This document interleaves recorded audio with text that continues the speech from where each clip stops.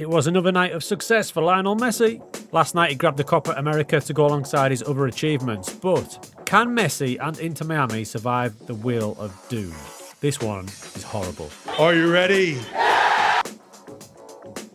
That's right, we're going to start a save in a country and league I've never done before, the MLS. Taking charge of Beckham and Messi's Miami. He's laughing. And for this level, what a great squad they've got. Suarez, obviously the main man. Busquets, Jordi Alba. It's a star-studded squad. They are going to need a good squad to survive this wheel. There is 6 different tactics on there, and they are all disgusting. So let's take a look at them. How about all on support? What's happening? We will have to make a tactic where every position, where possible, has support duty. Then there's 6 playmakers. You've got to have 6 playmakers in your team. Next up is no players down one side of the pitch. Off. The legendary 6 striker tactic. You are made of stupid. The disgraceful no midfield, no attack. 5-5-0. Embarrassing. And last but not least, the 1-1-8. Failure is your destiny. Even this guy can't help them with this, right? When we get going, each tactic will have 5 games. That is if we survive getting sacked. Help me, Lionel, you are my only hope. Let's go. Let's go. Let's go. Let's go. So let's see which tactic will be first, and it's going to... You can't start me that way. I mean, it's probably a good thing we do this first. So it's time to set up the 1-1-8. Everybody goes to every forward-thinking position possible, and then you're left with 2 guys to defend your goalkeeper.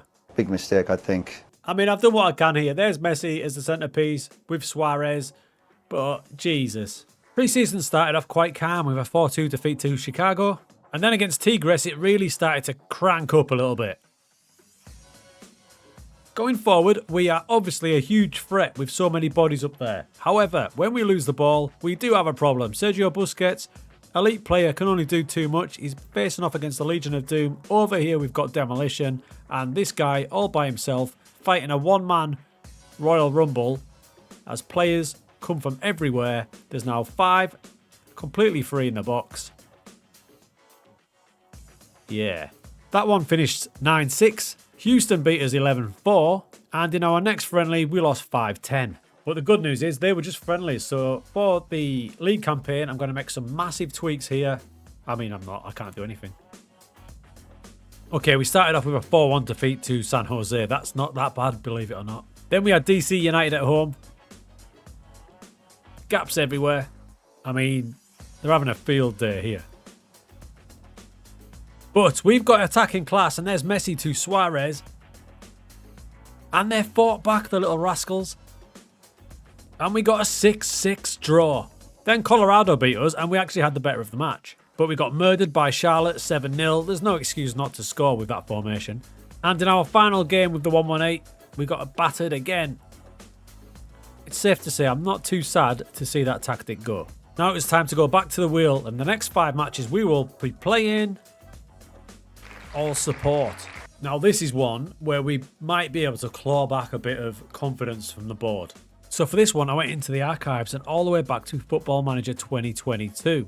I remembered that in this edition of the game I did use a tactic with all support duties. And there it was, the no attack needed. In the first game with it, we showed up at the back with a 0-0 draw. And then we completely dominated against Chicago and got a win at last in the league. Messi playing as a false 9 got us underway against Real Salt Lake. That one was a tight defeat though. But another good win against St. Louis, and you'll notice that we are completely dominating possession with all support duties. That clutch of 5 matches was much better. But we are currently sat 13th in the league table. I can't imagine Bex is too happy with that. How can you change it in this short amount of time? Time for the next 5. We're starting to feel a little bit of pressure, but that support duties helped get us out of the mud a bit. And now we have 6 strikers. 6. Oh, shit. And there is the formation. 3 shadow strikers, 3 forwards, and then these guys at the back. Godspeed, boys. To say this was a mixed bag was an understatement. We won our first match 4-3 in the cup. And then we got battered by DC United and Philadelphia. I made a couple of tweaks to the tactic to make it a bit more defensive with the fullbacks, and against Orlando City in the cup, Messi scored that boomer. That eased the pressure a bit. There is talk of us losing our job, so this against Columbus was absolutely vital. A 7-goal win and our best performance yet. But we're still only 14th in MLS. The cup run is saving us at the minute, and next we've got Atlanta. I say next, it's if we survive this. So the next one, we've got 3 left. I don't know if any of them are going to be enough to save us, but our next 5 matches hopefully will be 6 playmakers. They call this cinema. So I've got the 6 lined up, 2 deep blind playmakers in DM slots and then 4 advanced playmakers. Let's see what happens. So we started really well here. Busquets helped us out here against Nashville, but the overall performance was the impressive thing. 31 shots, an XG of 4.81 with possession of 70%. Disappointment in the next match, we got knocked out of the cup by Atlanta, but again, another promising performance. And then it was away to Chicago. I think we're a bit of their bogey team because we seem to always beat them.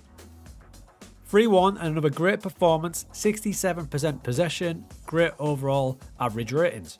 We then drew a classic against Portland, 4-4. Then it was away to Houston. I was worried about because they are top of the Eastern, but Suarez and Messi both scored, gave us a really good 2-2 draw. That was our best clutch of games yet, and if you add it to the previous 5, we're on a bit of a run here. Right, touch wood, our job isn't on the line yet. Bex is kind of chill with it all. We've got 2 left, no mid, no attack, and no players down one side, both of which I think will be pretty disgusting. We're going to find out what is our next 5 matches now, and it is no players down one side. Now, obviously, I have no idea how to approach this, so we're going to have no players down one side.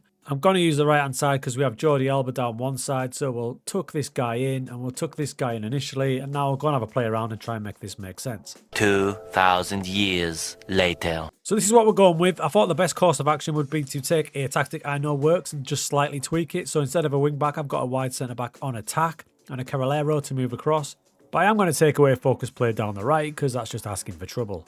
It started well. We looked really good against Toronto. We're basically playing a 4-2-3-1. It's just a little bit funky looking. Messi. Big win against Toronto.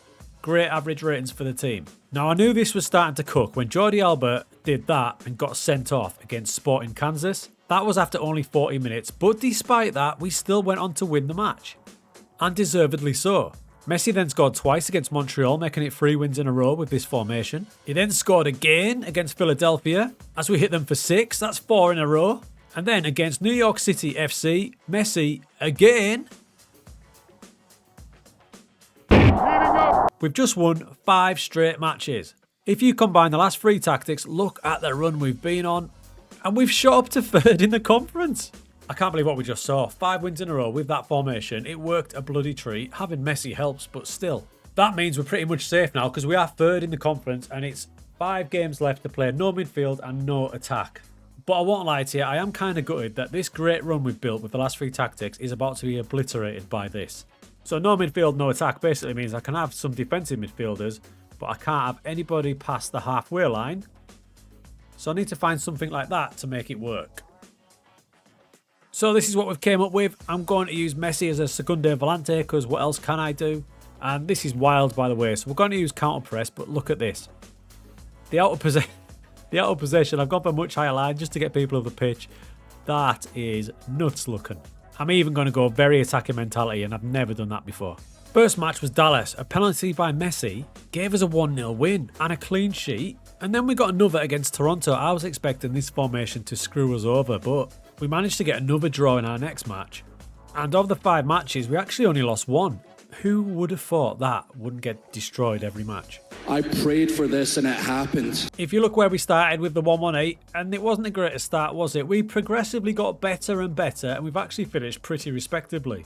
Best of the bunch was probably the Miami Messi. That led to us winning that 5 straight matches. The big dog finishes with 17 goals and 7 assists, and basically, Messi, you survived the Wheel of Doom, my friend. That's probably his biggest achievement ever.